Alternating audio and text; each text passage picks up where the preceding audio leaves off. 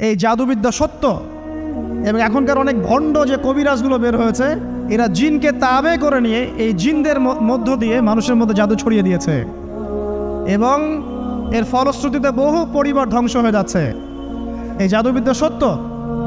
আরও একটা জিনিস সত্য, নবী সাল্লাল্লাহু আলাইহি ওয়াসাল্লাম বলেছেন ইন্না আইনাল হক, চোখের নজর সত্য। নবী করিম সাল্লাল্লাহু আলাইহি ওয়াসাল্লাম বলেছেন চোখের বদনজর সত্য। এই যে আমরা বলি ফেসবুকে এত বেশি ছবি দিয়েন না ভাই, ছবি তুলেন না, ছবি তুলেন না, বারবার যে বলি নিষেধ করি, কারণ কি জানেন? একটাই কারণ, বিকজ চোখ লাগাটা সত্য। মানুষের চোখ লাগে, এই কথা শুনলে অনেক মজুমদাররা হাসবে না? কথা বুঝতে পারেন নাই? কিন্তু এটা সত্য, কারণ নবী করিম সাল্লাল্লাহু আলাইহি ওয়াসাল্লাম যা বলেছেন সাদাকাল্লাহু ওয়া সাদাকা রাসূলুহুল কারীম, নবী যা বলেছেন, আল্লাহ যা বলেছেন চিরায়ত সত্য, এর বাইরে কোনো সত্য আছে? আচ্ছা দেখেন, আমি বললাম যে জাদুবিদ্যা সত্য। এই জাদুবিদ্যার চর্চা মানুষ করে, এখনও করে, এবং এই জাদু দিয়ে মানুষের ক্ষতি করার জন্য জিনের প্রয়োজন হয়, দুষ্ট জিন। এই জিনগুলোকে মানুষ তাবে করে মানুষের ক্ষতি করার চেষ্টা করে। দেখবেন এখন গ্রামে গঞ্জে শহরে সব জায়গায় ছড়িয়ে পড়েছে না? দেখবেন, খুব সতর্ক থাকবেন। আমি পরে সলিউশন বলছি আপনাদেরকে। আরেকটা বলেছি, নবী সাল্লাল্লাহু আলাইহি ওয়াসাল্লাম বলেছেন চোখের বদনজর এমন সত্য যে একটা উটকে এই রান্নার ডেকচির মধ্যে ঢুকাই ফেলতে পারে। আর একটা উট খুব সুন্দর, ভালো, আপনি দেখছেন মাশাআল্লাহ বলেন নাই, নজর লেগেছে, উটটা মারা গেছে দেন, তারপর তাকে জবাই করে খেয়ে ফেলতে হয়েছে। একজন সাহাবী গোসল করছিলেন, গোসল, এটা হাদিস সহিহ। এই আলেম ওলামা যারা আছেন তারা জানেন যে এই হাদিস সহিহ। একজন সাহাবী গোসল করছেন, তার গায়ের চামড়াটা খুব সুন্দর ছিল, একদম স্কিনটা অনেক সুন্দর থাকে না এমন কিছু মানুষ? আচ্ছা, এখন আরেকজন সাহাবী এই গোসল দেখছেন দূর থেকে, দেখে বলছেন যে কি চমৎকার তার শরীরের রংটা, যেন কুমারী নারীর মতো, অনেকটা এমন একটা কথা তিনি বলেছিলেন। সাথে সাথে এই সাহাবী অজ্ঞান হয়ে পড়ে গেছে। কোন সাহাবী? যিনি গোসল করছিলেন। এটার আপনি কোনো ব্যাখ্যা দিতে পারবেন না তো, এখানে কোনো সায়েন্স দিয়ে বা মেডিকেল সায়েন্স দিয়ে আপনি কোনো ব্যাখ্যা করতে পারবেন না। একটা ব্যাখ্যা দিতে পারেন, কিন্তু কেন সেটা হলো সেটা আপনি অ্যান্সার খুঁজে পাবেন না। তো নবী সাল্লাল্লাহু আলাইহি ওয়াসাল্লামের কাছে নিয়ে যাওয়া হলো তাকে। তিনি বললেন যে এই ব্যক্তির ব্যাপারে কি কেউ ভালো মন্দ কিছু বলেছিল? তখন একজন সাহাবী বলেন হ্যাঁ, অমুকে বলেছে এর স্কিনটা অনেক সুন্দর, ওকে ডেকে নিয়ে আসুন। ওকে ডেকে আনা হলো। ডেকে আনার পর নবীজি তাকে অনেক শাসালেন, তোমরা তোমাদের ভাইদেরকে কি মেরে ফেলতে চাও? তখন এই সাহাবী তো অবাক, আমি আবার কখন মারতে চাইলাম ইয়া রাসূলুল্লাহ? আমি তো মারতে চাই নাই, আমি তো খালি বলেছি যে তার গায়ের রংটা অনেক সুন্দর। তখন তিনি বললেন, কেন তুমি সুবহানাল্লাহ বললে না, কেন তুমি মাশাআল্লাহ বললে না? যখন মাশাআল্লাহ বলবেন, সুবহানাল্লাহ বলবেন, নজরটা লাগবে না। আর যখন আপনি মাশাআল্লাহ বলবেন না, সুবহানাল্লাহ বলবেন না, দেখবেন নজর লেগে গেছে। আপনি বিশ্বাস করেন ব্যবসা খুব ভালো চলছে, মানুষ বললো যে বাহ তোর তো ব্যবসা হেভি, লালে লাল শাহজালাল, ঠিক আছে, দেখবেন আপনার কেনা বেচা বন্ধ হয়ে গেছে। এরকম হবে, আমার কথাটা বিশ্বাস করেন। এটা কিন্তু সায়েন্স প্রমাণ করতে পারবেন না, আল্লাহ এবং তার রাসূল বলেছেন, তার উপরে কোনো সত্য নেই। আছে সূরা কাহফ 29 নম্বর আয়াত পড়ে দেখেন, আল্লাহ পাক বলছেন ওয়াকুলিল হাক্কু মির রাব্বিকুম, সত্য সেটাই যা তোমার রবের পক্ষ থেকে আসে। ফামান শাআ ফালইউমিন, যার ইচ্ছা হয় বিশ্বাস করুক, ওয়ামান শাআ ফালইয়াকফুর, যার ইচ্ছা হয় সে অস্বীকার করুক। এই কারণে আমরা বলি ফেসবুকে এত বেশি ছবি দেওয়া, এই আই ওয়াশ করা, এই যে শোডাউন করা, হ্যাঁ, ইসলামের কিছু কাজ করলেন একদম মানুষকে না দেখাইতে পারলে ঘুম হচ্ছে না, এগুলো বন্ধ করেন, এগুলো বন্ধ করে দেন আল্লাহর ওয়াস্তে। অফলাইনে কাজ করেন, নিজেকে গোপন করার চেষ্টা করেন। যত বেশি মানুষের কাছে নিজেকে এক্সপোজ করবেন, কাজের বরকত কমে যাবে, কাজের বরকত কমে যাবে, চোখ লাগবে, নজর লাগবে। এবং চোখ লাগা বদ নজরে বহু আলেম আস্তে আস্তে মাঠ থেকে মাইনাস হয়ে গেছে না? যায় নাই? এখন কি আলেমদের সংখ্যা বেশি না কম? যত দিন যাবে আলেমের সংখ্যা আরও কমে যাবে। নবীজি বলেছেন আলেমদের সংখ্যা কমতে থাকবে, মানুষ জাহেলদেরকে আলেম বানিয়ে নেবে। তো প্রিয় ভাইরা, জাদুবিদ্যা সত্য, চোখের বদনজর সত্য, রাতের এই অনিষ্টগুলো সত্য, রাতের বেলা অনেক ক্ষতি আছে। এই জন্য নবীজি বলছেন বাচ্চাদেরকে বাইরে বের করো না, এবং তোমরাও রাত যখন গভীর হবে তখন এদিক ওদিক ঘোরাফেরা করো না। দেখবেন রাত যত গভীর হয় আমাদের শহরগুলো তত জীবিত হয়, তাই না? তাই না? রাত যত গভীর হচ্ছে শহর তত জীবিত হয়। চায়ের দোকানে আড্ডা বেশি, ওই সিনেমা দেখছে, টিভি দেখছে, ক্যারাম খেলছে, লুডো খেলছে, ঘুম নাই। ঘুম কখন? ফজরের আগে আগে। ফজরের নামাজ কিন্তু নাই, ফজরের ঠিক আগে আগে, আবার ওই যে জোহরের নামাজের সঙ্গে উঠতেছে। এখন আমাকে বলেন, এরকম জেনারেশনকে দিয়ে কি আসলে ইসলামের কোনো খেদমত হবে? আচ্ছা, নবীজি রাতের বেলা আর্লি ঘুমাতেন। আল্লাহ পাক আমাদের সবাইকে তাড়াতাড়ি ঘুমানোর তৌফিক দান করুন। হ্যাঁ, আপনি ইলম চর্চা করলে রাত জেগে থাকতে পারেন, আপনি যদি জ্ঞান চর্চা করেন রাত জাগতে পারেন, আপনি কোনো গবেষণা করছেন, নামাজ পড়ছেন বা কোরআন হিফজ করছেন, আপনি রাতের আর্লি উঠবেন, এটা আলাদা বিষয়। কিন্তু কমনভাবে আমাদের এই যে ফেসবুক, ইউটিউবিং ইত্যাদিতে আমরা লিপ্ত থাকি, সারা রাতটা কাটাই আড্ডাবাজি করে, এগুলো বন্ধ করতে হবে। এগুলো বন্ধ না করলে ফিজিক্যালি আমরা মানে সুস্বাস্থ্যের অধিকারী হতে পারবো না।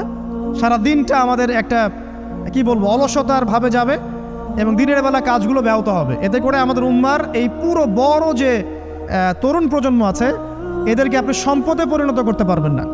তাই এই সিস্টেমটা চেঞ্জ করা দরকার। নবীজি রাতের বেলা এই সূরা বাকারার শেষে 3টা আয়াত তেলাওয়াত করতেন। আমরা করবো ইনশাআল্লাহ। আরেকটা আমল বলে দেই, নবী করিম সাল্লাল্লাহু আলাইহি ওয়াসাল্লাম রাতের বেলা সূরা মুলক তেলাওয়াত করতেন। কোন সূরা এটা? কোন সূরা? তাবারাকাল্লাযী বিয়াদিহিল মুলক। কয়টা আয়াত আছে? 30টা আয়াত আছে। নবীজি বলেছেন সাল্লাল্লাহু আলাইহি ওয়াসাল্লাম, এই সূরা আপনাকে কবরের আযাব থেকে বাঁচাবে ইনশাআল্লাহ। কবরের আযাব থেকে তো ভাই বাঁচা খুব সহজ নাকি? আমাদের মধ্যে এমন কেউ নাই, শোনেন, আমাদের মধ্যে এমন কেউ নাই আলেম জালেম মুফতি মুহাদ্দিস রাজনৈতিক নেতা পলিটিশিয়ান বিরোধী দল জাতি তারপরে যে সরকার দল যে আছে না কেন, কবরের শাস্তি ফেস করবে না এমন একটা মানুষও নাই, কেউ নাই পৃথিবীতে। এই যে আপনি দেখছেন ওই যে কি ইসরায়েলের প্রধানমন্ত্রী, ওই রাশিয়ার প্রধানমন্ত্রী, ওই চায়নার সভ্যতা, পশ্চিমা সভ্যতা, এমন কেউ নাই পৃথিবীতে এখন যাকে কবরের শাস্তি ভোগ করতে হবে না। আছে? সবচেয়ে লঘু শাস্তি মানে লঘু চাপ, এটা বলতে গেলে আসলে আমি ভাষা হারাই ফেলি। তারপরে বলছি আল্লাহ পাক আমাদের সবাইকে হেফাজত করুন, আমিন। একজন সাহাবীর নাম সাদ বিন মুয়াজ। কি নাম? নবী করিম সাল্লাল্লাহু আলাইহি ওয়াসাল্লামের সাথে একদম ডান হাত হয়ে যুদ্ধ করেছেন দীর্ঘদিন। বদর তিনি বীর সেনা, উহুদের বীর সেনা, ঠিক আছে। খন্দকের যুদ্ধেও বীর বিক্রমে যুদ্ধ করেছেন। তিনি আনসার সাহাবী, একদম মদিনার নেতা সাহাবী। সব সাহাবী কিন্তু একরকম নন, কেউ ছিলেন নেতৃস্থানীয় সাহাবী, তিনি ছিলেন একজন নেতৃস্থানীয় সাহাবী, ঠিক আছে। সাদ বিন মুয়াজ, নবী করিম সাল্লাল্লাহু আলাইহি ওয়াসাল্লাম এত ভালোবাসতেন তাকে, এত ভালোবাসতেন যে তাকে নিজের মনে করতেন যে সাদ বিন মুয়াজ আনসাররা আমার নিজের। চারটাখানি কথা।